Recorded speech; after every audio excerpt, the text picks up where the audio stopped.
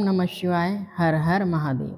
प्रिय शिव भक्तों, शिव पुराण की इस दिव्य कथा श्रृंखला में आपका हार्दिक स्वागत है। पिछले अध्याय में हमने भगवान शिव की अष्टमूर्ति और उनके महत्व को समझा। आज हम एक बहुत ही अद्भुत विषय पर चर्चा करने वाले हैं। आज हम जानेंगे कि वाराह कल्प में भगवान शिव ने कौन कौन से अवतार लिए थे। यह कथा स्वयं नंदीश्वर ने सनत कुमार जी को सुनाई थी और उसका वर्णन भगवान शिव ने ब्रह्मा जी के समक्ष किया था। तो चलिए बिना किसी देरी के देवादिदेव महादेव के उन दिव्य अवतारों की कथा में गोते लगाते हैं। नंदीश्वर जी कहते हैं, हे सर्वज्ञ सनत कुमार जी, एक बार भगवान रुद्र ने बड़े ही हर्ष और प्रेम के साथ ब्रह्मा जी को शंकर जी के चरित्र का वर्णन सुनाया था।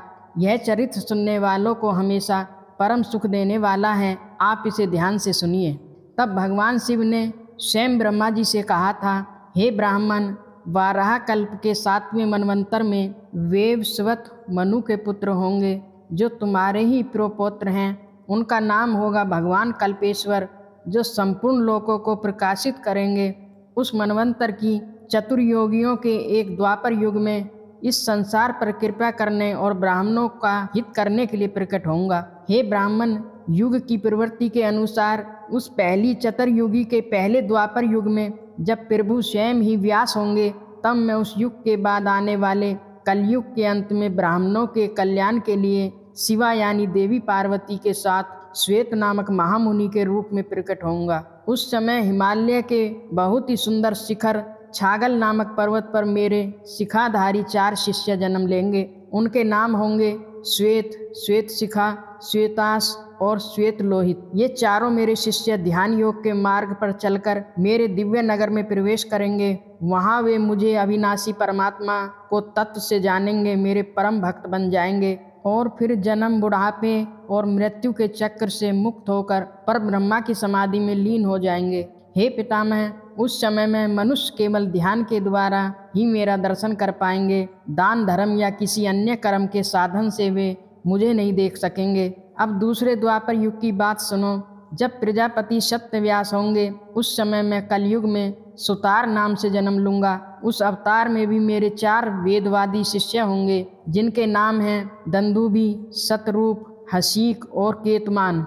ये चारों भी ध्यान योग के बल से मेरे नगर को जाएंगे और मुझ अविनाशी को तत्व से जानकर मुक्त हो जाएंगे। तीसरे द्वापर युग में जब भार्गव नामक व्यास होंगे, तब भी मैं नगर के पास ही दमन नाम से प्रकट होऊंगा। उस समय भी मेरे 4 पुत्र यानी शिष्य होंगे, जिनके नाम हैं विशोक, विशेष, विपाप और पापनाशन। हे चतुरानन ब्रह्मा, उस अवतार में मैं अपने इन शिष्यों के साथ मिलकर व्यास की सहायता करूंगा और उस कलयुग में निवृत्ति मार्ग को यानी संसार से विरक्ति के मार्ग को और भी सुदृढ़ बनाऊंगा। चौथे द्वापर में जब अंगिरा व्यास कहलाएंगे, उस समय मैं सुहोत्र नाम से अवतार लूँगा। उस समय भी मेरे 4 योग साधना करने वाले महात्मा पुत्र होंगे। हे ब्राह्मण, उनके नाम होंगे सुमुख, दुर्मुख, दुर्दम और दुरातिकरम। उस अवसर भी मैं इन शिष्यों के साथ मिलकर व्यास की सहायता में लगा रहूँगा। 5वें द्वापर में जब व्यास का नाम सविता होगा, तब मैं कंक नामक महान तपस्वी योगी के रूप में प्रकट होऊंगा। हे ब्राह्मण, उस समय भी मेरे 4 योग साधक महात्मा पुत्र होंगे। मैं उनके नाम बताता हूँ, तुम ध्यान से सुनो। उनके नाम होंगे सनक, सनातन, प्रभावशाली, सनंदन और सर्वव्यापक। निर्मल तथा अहंकार से रहित सनत कुमार, उस समय भी मैं कंक रूप में सविता नामक व्यास का सहायक बनूंगा और निवृत्ति मार्ग को आगे बढ़ाऊंगा। इसके बाद जब 6ठा द्वापर युग आएगा, तब मृत्यु नामक व्यास होंगे और वे वेदों का विभाजन करेंगे। उस समय भी मैं व्यास की सहायता करने के लिए लोकाक्षी नाम से प्रकट होऊंगा और निवृत्ति पर की उन्नति करूंगा। उस अवतार में भी मेरे 4 दृढ़ व्रत वाले शिष्य होंगे। उनके नाम होंगे सुधामा, विरजा, संजय और विजय। हे विधे, 7वें द्वापर युग के आरंभ में जब सतकृत नामक व्यास होंगे, उस समय भी मैं योग मार्ग में परम कुशल जेगीस्वव नाम से प्रकट होऊंगा और मैं काशीपुरी में एक गुफा के अंदर एक दिव्य स्थान पर कुशासन पर बैठकर योग को और भी मजबूत बनाऊंगा। साथ ही सतकृतु नामक व्यास की सहायता करूंगा और भक्तों को संसार के भय से मुक्त करूंगा। उस युग में भी मेरे 4 पुत्र होंगे जिनके नाम हैं सारस्वत, योगीश, मेघवाह और सुवहान। जब 8वां द्वापर युग आएगा तब मुनिवर वशिष्ठ वेदों का विभाजन करने वाले वेद व्यास होंगे। हे योगियों में श्रेष्ठ ब्रह्मा, उस युग में भी मैं दधिवाहन नाम से अवतार लूँगा और व्यास की सहायता करूँगा। उस समय कपिल, आसुरी, पंचशिख और साल्व नाम वाले मेरे 4 योगी पुत्र उत्पन्न होंगे जो हर तरह से मेरे ही समान होंगे। हे ब्राह्मण, अब 9वीं चतुर्युगी के द्वापर युग की बात सुनो। उस समय मुनि श्रेष्ठ शाश्वत व्यास नाम से प्रसिद्ध होंगे। जब वे निवृत्ति मार्ग की वृद्धि के लिए मेरा ध्यान करेंगे तब मैं ऋषभ नाम से अवतार लूँगा। उस समय पाराशर, गर्ग, भार्गव और गिरीश नाम के 4 महायोगी मेरे शिष्य होंगे। हे प्रजापते, उनके सहयोग से ही योग मार्ग को और भी सुदृढ़ बनाऊंगा। इस प्रकार मैं व्यास का सहायक बनूंगा। हे ब्राह्मण, इसी रूप में मैं बहुत से दुखी भक्तों पर दया करके उनका इस भव सागर में उद्धार करूंगा। मेरा वो ऋषभ नामक अवतार योग मार्ग का प्रवर्तक होगा, सारस्वत व्यास के मन को संतोष देने वाला होगा और नाना प्रकार से सबकी रक्षा करने वाला होगा।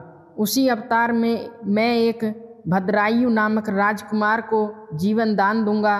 उस राजकुमार को विष दिए जाने के कारण मृत समझकर उसके पिता ने त्याग दिया होगा। मैं उसे पुनः जीवित करूंगा। इसके बाद जब उस राजपुत्र की आयु का 16वां वर्ष आएगा तब ऋषभ ऋषि से जो मेरे ही अंश हैं उसके घर पधारेंगे। हे प्रजापति, जब वह राजकुमार उनकी पूजा करेगा तब वे सद्रूपधारी कृपालु मुनि उसे राजधर्म का उपदेश देंगे। तत्पश्चात वे तीनों पर दया करने वाले मुनि प्रसन्न मन से उसे एक दिव्य कवच, एक शंख और सभी शत्रुओं का नाश करने वाला एक चमकीला खड्ग प्रदान करेंगे। फिर कृपा करके वे उसके शरीर पर भस्म लगाएंगे और उसे 12,000 हाथियों का बल भी प्रदान करेंगे। इस प्रकार माता सहित भद्रायुओं को अच्छी तरह से वे आश्वासन देकर और उनके दोनों से पूजा स्वीकार करके वो प्रभावशाली ऋषभ मुनि अपनी इच्छा के अनुसार चले जाएंगे। हे ब्राह्मण, तब राजश्री भद्रायु भी अपने शत्रुओं को जीतेगा और कीर्ति मालिनी के साथ विवाह करके धर्म पूर्वक राज्य करेगा। हे मुने, मुझ शंकर का वह ऋषभ नामक 9वां अवतार ऐसे ही महान प्रभाव वाला होगा। वह सत्पुरुषों के लिए परम गति और दीनों के लिए भाई के समान हितकारी होगा। मैंने उसका वर्णन तुम्हें सुना दिया है। यह ऋषभ चरित परम पवित्र और महान है। यह स्वर्ग, यश और आयु को देने वाला है, इसलिए इसे प्रियतन पूर्वक सुनना चाहिए। तो प्रिय शिव भक्तों, इस तरह आज हमने भगवान शिव के 12 कल्प में होने वाले प्रथम 9 अवतारों की दिव्य कथा का स्मरण किया। हमने जाना कि कैसे हर द्वापर युग के बाद आने वाले कलयुग में भगवान शिव अपने भक्तों के कल्याण, योग मार्ग की स्थापना और वेद व्यास की सहायता के लिए अवतार लेते हैं। विशेषकर ऋषभ अवतार की कथा तो अत्यंत ही मनोहारी और प्रेरणादायक है। अगले अध्याय में हम भगवान शिव के अन्य अवतारों की अद्भुत लीलाओं का स्मरण करेंगे। आपको यह कथा कैसी लगी हमें कमेंट्स में अवश्य बताएं। तब तक के लिए हर हर महादेव। ओम नमः शिवाय।